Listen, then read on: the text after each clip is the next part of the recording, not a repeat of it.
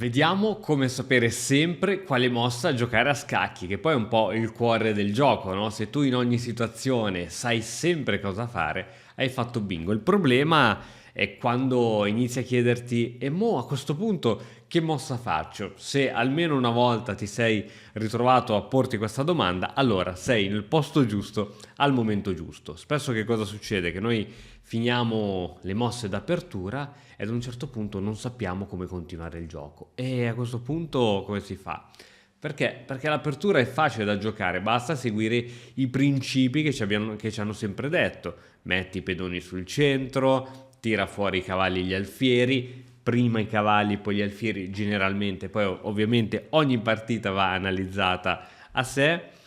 Arrocca il prima possibile, quindi devi cercare di arroccare il prima possibile, magari possibilmente arrocco corto e non arrocco lungo, e poi metti in comunicazione le torri, quindi fai sì che le due torri si guardino, e questa è l'apertura. E bene o male queste mosse le si imparano in fretta a farle tutti, dai giocatori principianti a ovviamente agli esperti che hanno già queste mosse di default nel loro inconscio. E quindi già semplicemente andando ad utilizzare una buona apertura, dei buoni principi di apertura, arrivi tranquillamente ai 600-700 punti nel gioco online, semplicemente seguendo questi principi, perché gli altri invece iniziano a muovere i pedoni, non sviluppano, non portano in gioco il loro esercito, e quindi tu che invece hai seguito questi principi riesci ad avere un punteggio di questo tipo. Ma se vuoi proseguire occorre altro. Non puoi fermarti solo ai 4-5 principi dell'apertura: sviluppa, metti i pedoni sul centro, arrocca, metti in comunicazione le torri. Ok, quello è l'inizio, perché se ti basi solo su quei 4 principi, allora sì che a un certo punto della partita dirai: e mo che faccio? Noi dobbiamo arrivare ad evitare di porci quella domanda. Non puoi essere in balia del tuo avversario e dici, vabbè, qui mi adatto in base a cosa gioca lui. Anche tu devi avere un tuo piano di gioco, una tua strategia, un piano d'attacco o un piano difensivo a seconda di come sta andando la partita, e non puoi ritrovarti a non sapere che fare.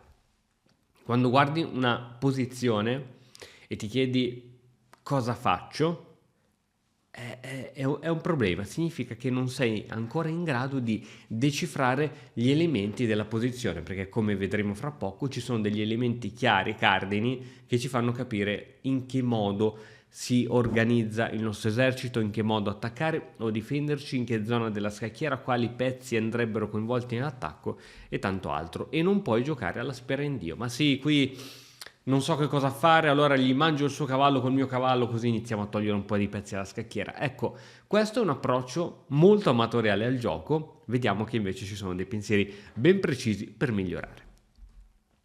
Il giocatore esperto sa sempre cosa deve fare. Ovvio, non è che ogni mossa è sempre una mossa lampo, a volte bisogna ragionare, ma le idee principali ci sono sempre. E come si diventa allora giocatori esperti? Essenzialmente tramite 3 punti. Il primo è con l'esperienza e il tempo, quindi ovviamente i mesi e gli anni di gioco contano, l'esperienza in più da torneo, quindi hai affrontato tanti giocatori, questo aiuta. Con lo studio di manuali di strategia ci sono tantissimi manuali ottimi che ti possono aiutare a migliorare nel gioco, e ovviamente con i puzzle di scacchi, ossia quei problemi che puoi fare anche sui vari siti online. Ora andiamo ad analizzare questi 3 punti. Grazie al tempo impari a non commettere gli stessi errori, no? Perché a furia di giocare, di giocare, di giocare, ti rendi conto che quella cosa lì non funziona, quindi cambi ed evolvi il tuo stile di gioco. Inizi a sviluppare una sorta di sesto senso. Hai in mente quando soprattutto vai a giocare partite blitz, partite veloci online, a un certo punto si sviluppa veramente come un sesto senso, un fiuto per l'attacco, un fiuto per la tattica, un fiuto per la difesa, e sai quando è il caso di andare a prenderti quel pedone oppure no. Ecco, questo si sviluppa chiaramente grazie al tempo.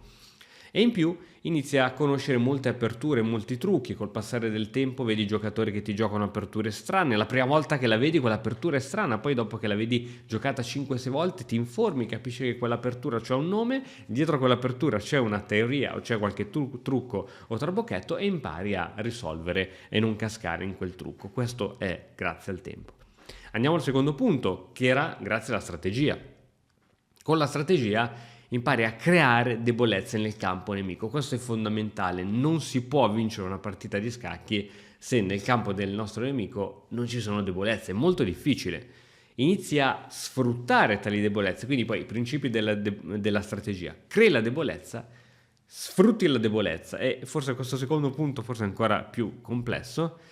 E 3, inizi ad organizzare al meglio le tue forze. C'è una frase famosissima di cui ora rubo la frase, ma non ricordo chi l'aveva detta la prima volta, sarà stato un grande maestro, che dice: avere un brutto piano è meglio che non avere un piano, perché il brutto piano, magari fatto da una serie di mosse un po' lente, un po' strane, comunque in qualche modo mette in armonia i pezzi fra di loro. Non avere un piano, muovi un pezzo di qua, un pezzo di lì, senza una strategia, e i pezzi rischiano di non essere organizzati fra di loro, rischi di mettere pezzi sospesi qua e là sulla scacchiera, e questi creano problemi sulla lunga. Grazie alla tattica, infine, quindi ai problemi di scacchi, capisci in che modo mettere fine velocemente alla partita, perché se ci hai fatto caso e se giochi da un po' di tempo a scacchi, ti rendi conto che la maggior parte delle partite online e anche dal vivo finiscono per dei colpi tattici. Un avversario che ti ha lasciato un cavallo in presa, io lo catturi, abbandona all'istante. Una sequenza di mosse che alla fine porta allo scacco matto, la partita finisce all'istante. Impari ad avere degli attacchi feroci, questo è molto importante, riuscire non solo ad essere dei bravi difensori, ma anche a, quando c'è bisogno, di cacciare fuori le unghie. E migliora in più anche la tua capacità difensiva, perché nel momento in cui riesci a vedere per te stesso dei colpi tattici, dei sacrifici strani, allora impari a vederli anche al contrario, quindi dal punto di vista difensivo, e quindi ad evitare che il tuo avversario ti faccia possibili sacrifici di questo tipo. Uno tra tanti mi viene in mente il dono greco. Ma di quanti libri ho bisogno? Prima dicevamo che la strategia la impari dai libri. Allora, tanti, troppi. Cioè, un libro almeno per le strutture pedonali, un libro sui vari tipi di centro, che in base a come è il centro la partita deve evolversi in una maniera differente. Uno sul medio gioco, sui tipi di medio gioco che puoi trovare, e quindi in base alle aperture poi si scatenano vari medio giochi, varie strutture pedonali. Tutti gli argomenti sono un po' connessi fra di loro. Uno sui finali elementari, fondamentali. Nel momento in cui ti trovi con re e qualche pedone, devi sapere se la partita è vinta per te, è vinta per lui, o se il massimo a cui puoi ambire è la patta, fondamentale. E ancora uno sui finali di pezzi leggeri, quindi ti ritrovi in un finale con qualche pedone alfiere, qualche pedone cavallo o cavallo contro alfiere, bisogna sapere come padroneggiarlo. Uno sui finali di torri elementari, uno sulla creazione dei piani di gioco, e anche qui forse ci vorrebbero almeno 20 libri da leggere, uno con partite dei grandi classici e non quelle moderne, perché nei grandi classici c'era grande divario di forza tra un giocatore e l'altro, e quindi il giocatore molto più forte riusciva a portare a termine il proprio piano, e noi da studenti riusciamo a cogliere il massimo da queste partite, perché vediamo il piano che nasce, il piano che viene messo in atto e il piano che poi ti porta alla vittoria. Per questo è molto importante studiare i classici piuttosto che le partite di Carlsen e di giocatori fortissimi di oggi, perché nelle partite di oggi il grande maestro aumenta in piano, ma non riesce a portarlo fino alla fine, perché l'altro grande maestro, che è forte anche lui, crea un piano difensivo per ostacolare quel piano, quindi è meno nitida la cosa. Ma non è finita, ci sono ancora altri libri, uno sull'attacco sull'ala di re, uno sull'attacco sull'ala di donna e uno sulla difesa, perché qui nessuno pensa mai alla difesa, si pensa sempre ad attaccare, uno almeno sui problemi di scacchi, ma ce ne possono essere tanti altri. Ma non è finita, ti può andare anche di sfortuna. Tu dici: oh, finalmente ho letto 40 libri, ora sono un grande maestro. No, perché magari compri in tua insaputa, magari andando su Amazon o venendo sul sito di matoscacco.com, compri un libro che scopri che essere obsoleto, un libro che è stato pubblicato ma neanche troppo tempo fa, nel 1990, non stiamo parlando dell'anteguerra, però gli scacchi vanno così velocemente che quel libro è obsoleto. Si scopre che alcune analisi di quel libro sono errate, perché oggi i motori le hanno confutate, alcune aperture sono state confutate, quindi magari hai speso soldi per comprare il libro, tempo perché l'hai studiato tutto, e scopri che quel libro in realtà è vecchio e ci sono delle nozioni errate al suo interno. Scopri che il libro non è completo, quindi ci sono quell'argomento non viene trattato nella sua interezza solo in quel libro, quindi ne devi prendere un altro su quel tema. Che libro è fatto male? Ora ci sono veramente tanti casi in cui alcuni libri sono fatti male. Io ne ho letti tantissimi e su quei tantissimi libri, su pochi sono veramente soddisfatto, perché altri mi sembrava una perdita di tempo, una serie di partite commentate messe lì dentro a caso solo per allungare le pagine del libro e quindi andare poi a richiedere un prezzo di vendita maggiore. Un libro poi può non averti insegnato nulla di nuovo, magari hai fatto un'errata valutazione, hai ordinato il libro e sapevi già praticamente tutto quello che è contenuto all'interno del libro. Quindi questo se ti va di sfortuna.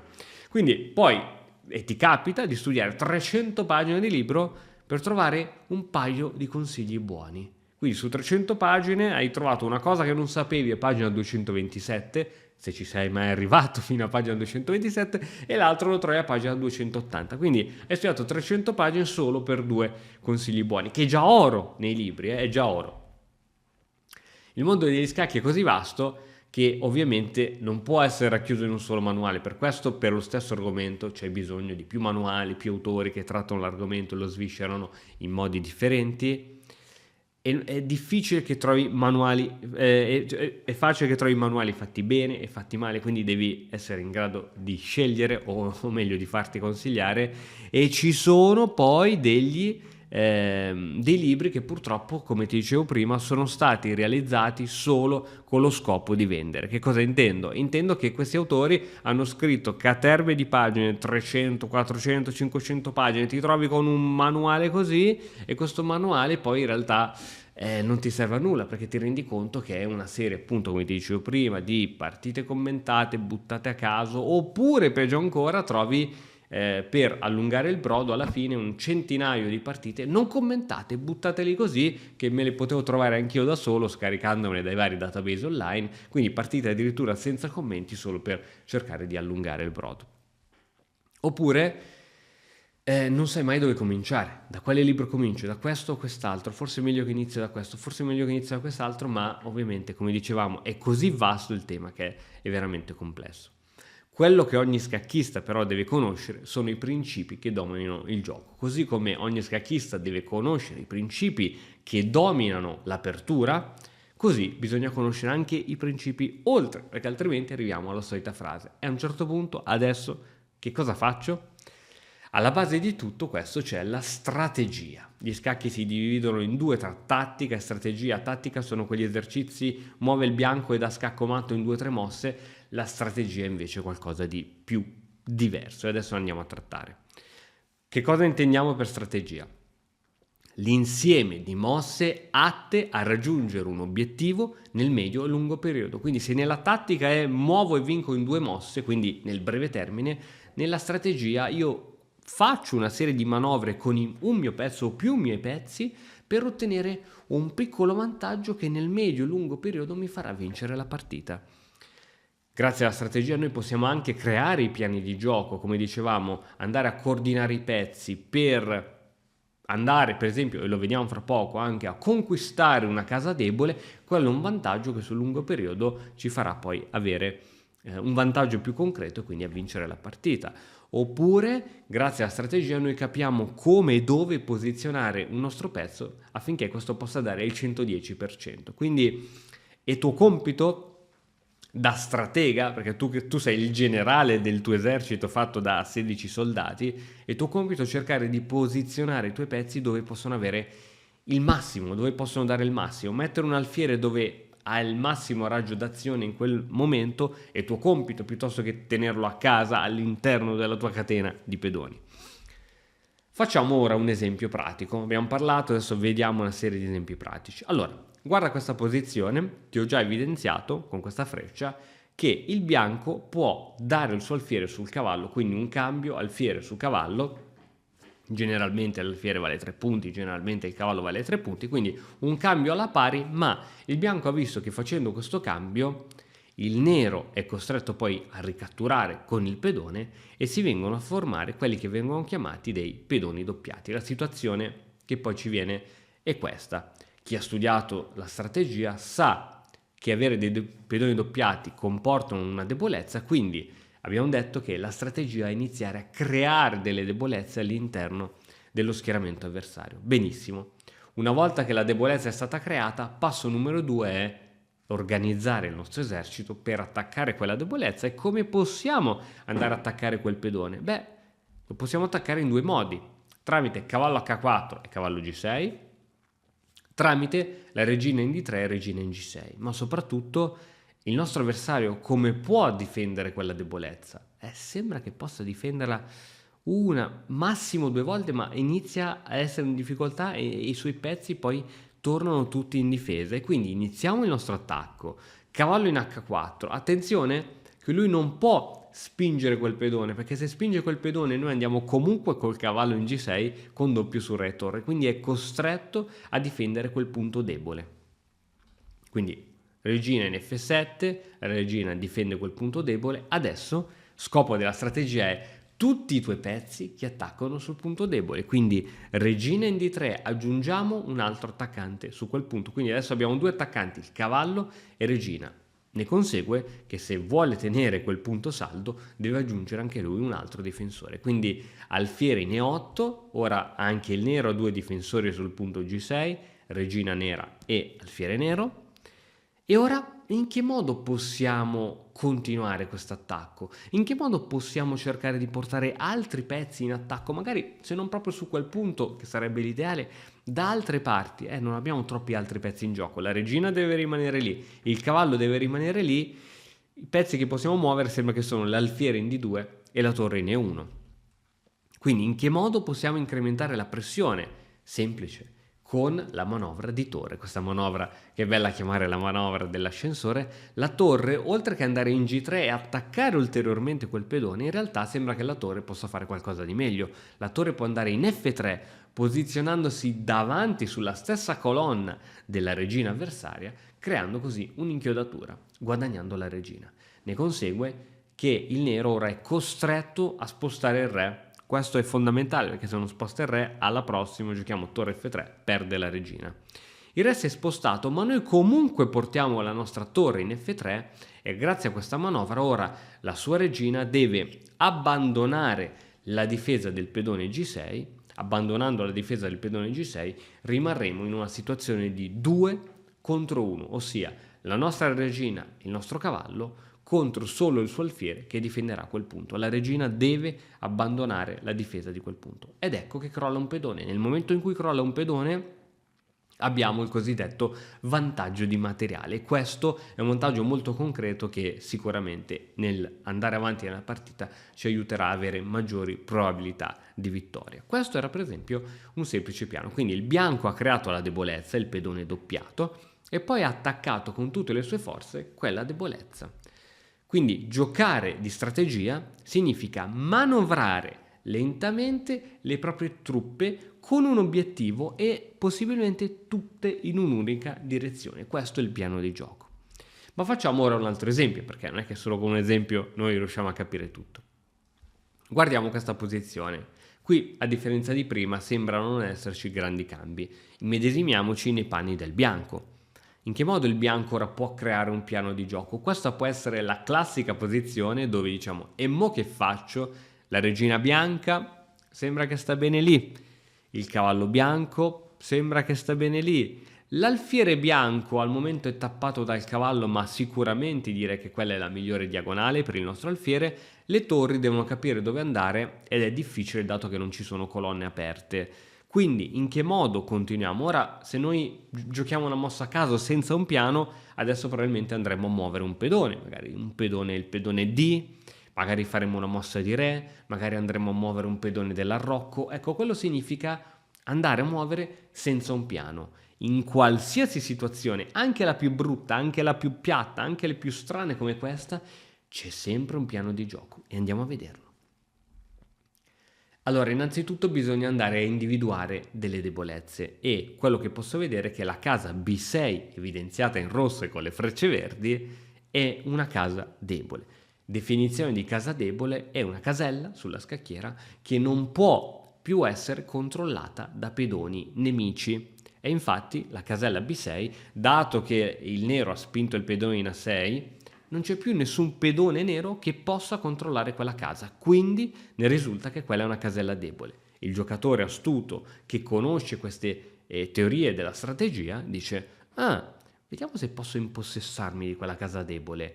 L'ideale sarebbe metterci un pezzo lì, un alfiere, un cavallo, e nel momento in cui riesce ad entrare un pezzo, un alfiere, un cavallo, magari supportato da un pedone, non lo schiodi più via da lì, il pezzo è totalmente all'interno dello schieramento avversario e questo prende la definizione di avamposto, cioè un nostro pezzo nello schieramento nemico che non può essere tolto da lì. Immaginatevi un cecchino nello schieramento avversario che crea stragi e nessuno riesce a vedere e capire dov'è. E quindi in che modo possiamo occupare quella casa?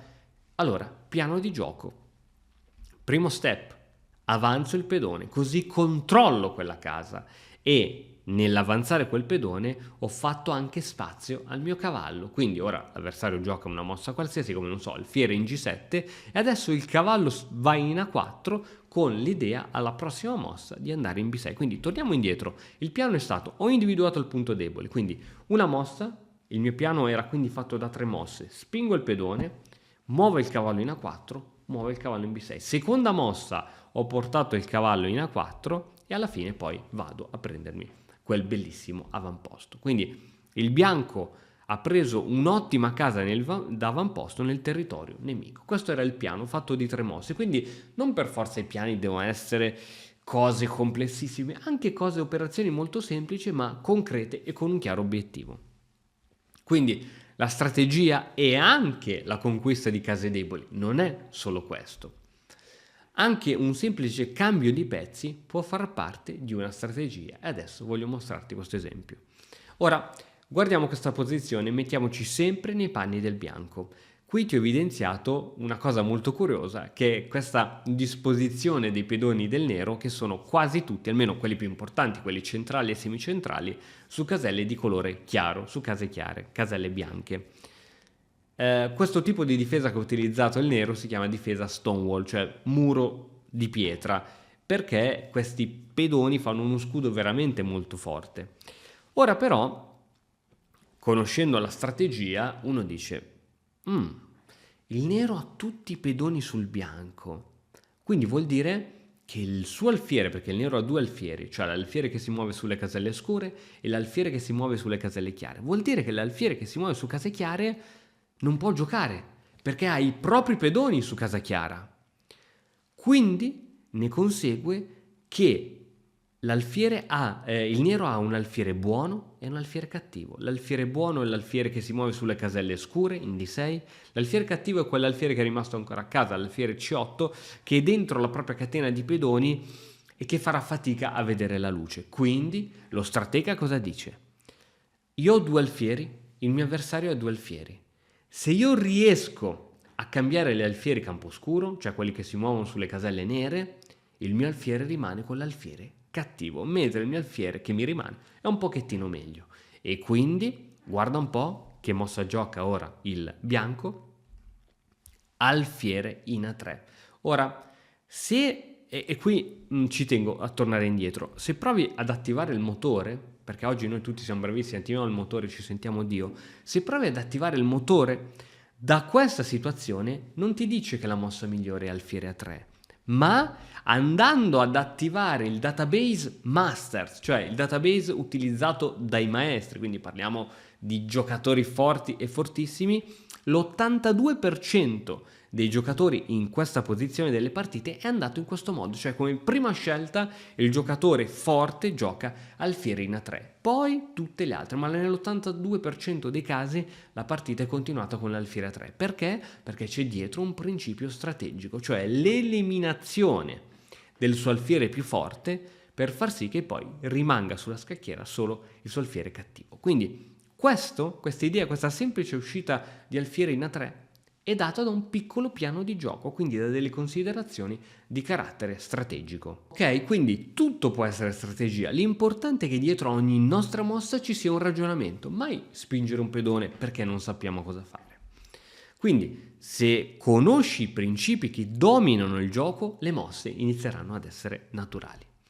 Karpov, per esempio, è stato il re della strategia. Se provi a vedere le partite di Karpov, soprattutto nell'ultimo tempo, all'inizio era un giocatore anche lui aggressivo, ma se vedi le ultime partite di Karpov noterai questo stile di gioco molto strategico. E qual è la differenza fra la strategia e la tattica? E fra poco arriviamo. La strategia ti permette di comprendere davvero la posizione. Abbiamo visto prima in alcune posizioni dove sembrava non esserci nulla di particolare, noi riuscivamo sempre ad avere una mossa in mente perché conoscevamo i principi strategici.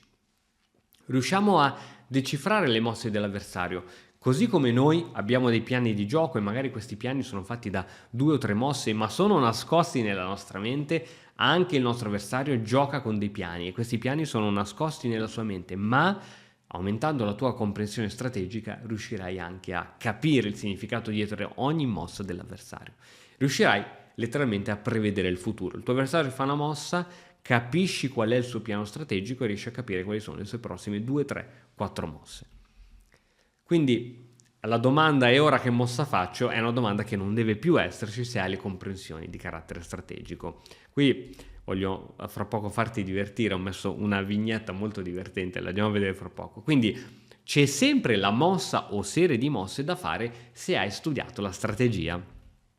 Senza la strategia non hai in mente cosa giocare, inizi a muovere qualche pedone a caso o fare cambi a caso, muovi di pancia, la prima che mi è venuta in mente è questa, la faccio. Però non è detto che la prima mossa che ti viene in mente sia sempre quella giusta, altrimenti saresti un grande maestro. Oppure i tuoi pezzi non cooperano tra loro, senza un piano i tuoi pezzi vengono mossi alla rinfusa.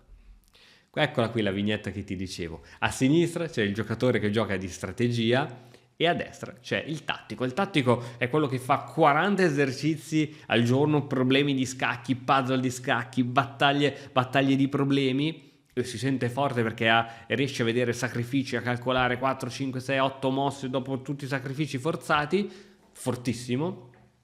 Dall'altro c'è lo stratega. Lo stratega è quel giocatore che magari non si fa tutti quegli esercizi, ma che comunque in maniera furba riesce magari a vincere la partita. Quante volte vi è capitato di vedere anche in un incontro magari di box uno grossissimo contro quello un pochettino palestrato il giusto, che riesce grazie alla furbizia e alla strategia a vincere comunque la partita. Più grosso non significa per forza che vinca. Ecco, questa era un po' l'idea che volevo darti, cioè lo stratega riesce ad ottimizzare i propri pezzi per conseguire un obiettivo, che è comunque quello poi di vincere la partita. Non è detto che una partita bisogna vincerla per forza con i fuochi d'artificio e mega sacrifici, anzi nella gran parte dei casi, se vedi le partite dei grandi maestri, vincono le partite perché hanno un pedone di vantaggio e quel pedone poi lo riescono a sfruttare nel finale, trasformandolo poi in regina. Quindi se vuoi diventare uno stratega senza dover passare da decine di libri con i rischi che abbiamo detto prima, e ti ricordi, magari alcuni sono obsoleti, alcuni sono fatti male, con tutti i vari rischi che ne conseguono, allora la Matto Scacco Academy è lieta di presentarti Strategia Mastery. Impara a sapere sempre cosa fare. Videocorso realizzato dal maestro Fide Simone Pozzari. Ma adesso vediamo che cosa contiene singolarmente, che cosa c'è dentro questo Strategia Mastery. Qui vedi tutto il pacchetto fantastico, adesso lo andiamo a analizzare. 10 ore di alta formazione sulla strategia, che comprende come trovare sempre le mosse migliori, come e quando valutare una posizione, principi di attacco, principi di difesa, perché i pedoni sono i pezzi più importanti, le varie tipologie di pedoni esistenti, l'attacco di minoranza, l'attacco di maggioranza, le funzioni che hanno i singoli pezzi, le posizioni ideali per i pezzi, alfiere buono contro alfiere cattivo e alfiere attivo, esiste anche l'alfiere attivo, cavallo versus alfiere, i principi degli scambi, quando è necessario fare uno scambio, come abbiamo visto prima che volevamo cambiare i nostri alfieri, cosa sono gli squilibri, come funziona il compenso all'interno degli squilibri, torre versus 2 pezzi leggeri, regina contro 2 torri, regina e 3 pezzi leggeri. Questi sono squilibri molto importanti, pezzo leggero contro 3 pedoni, stili diversi di gioco, come affrontarli, il principio dello spazio, come giocare con tanto spazio e come giocare quando sei in carenza di spazio, che cos'è il controllo, le case deboli, ne abbiamo parlato prima, la colonna aperta, le diagonali libere, il vantaggio permanente, il vantaggio temporaneo, vantaggio permanente versus vantaggio temporaneo, come ottenere l'iniziativa in una partita, come sfruttare l'iniziativa, come fare scelte di lungo termine, come progettare un piano di gioco efficace, strutture pedonali di non ritorno, sfruttare strutture di tipo riccio, la fortezza, quando occorre creare un piano, quando il piano è sbagliato. È sempre necessario avere un piano? Ecco, ovvio, oltre a tutto questo che è veramente tantissimo, ci sono anche gli esercizi con soluzioni, quindi non è un corso da seguire passivamente, ma ci sono alla fine di ogni capitolo degli esercizi con soluzioni per scoprire se li hai fatti poi correttamente e per vedere se hai capito veramente quel concetto. In più, oltre a questo, ci sarà questo bellissimo libricino Diventa uno stratega, che arriverà direttamente a casa tua. Sono 170 pagine di libro e contiene tutti i principi strategici, tutto quello che devi sapere sui principi strategici e la creazione di piani. Ci sono parecchi esempi, non ci sono partite commentate, ma esempi chiari con consigli che avresti voluto sempre sapere, e in più nel libro ci sono ulteriori video lezioni bonus allegate. Consegno in genere in 2 giorni lavorativi, quindi ordini il corso lunedì mattina, martedì hai già ricevuto anche il libro. Oltre al libro riceverai anche altri 2 bonus. Il primo è questa fantastica scacchiera in plastica, che riceverai anche questa direttamente a casa tua. La scacchiera è ottima per allenamento, per studiare il libro Diventa uno stratega e per fare partite di allenamento con i tuoi amici. La scacchiera è pieghevole, quindi questa è ottima per essere trasportata, per non occupare troppo spazio, ed è veramente veramente molto molto molto bella. In più avrai anche accesso al videocorso Piano Vincente, un videocorso dalla durata di circa 7 ore, dove trovi tantissimi esempi su come creare piani di gioco in diverse situazioni. Quindi tutto questo per darti il massimo dell'esperienza all'interno di questo che è un percorso vero e proprio di strategia. È il corso sicuramente più completo che c'è sulla strategia in Europa. Sono 10 ore di corso realizzate non bene di più. C'è tutto quello che devi sapere e puoi fare a meno dei 300 libri. C'hai un solo libro insieme al videocorso che potrai vedere quante volte vorrai, perché ricordiamo che poi hai l'accesso completamente a vita. Quindi hai una guida, in questa slide c'è questa luce che ti indica la strada, hai una guida che ti dice tutto quello che devi sapere della strategia. Quindi non imparerai ad essere esperto solo in un argomento, ma tutto quello che concerne la strategia.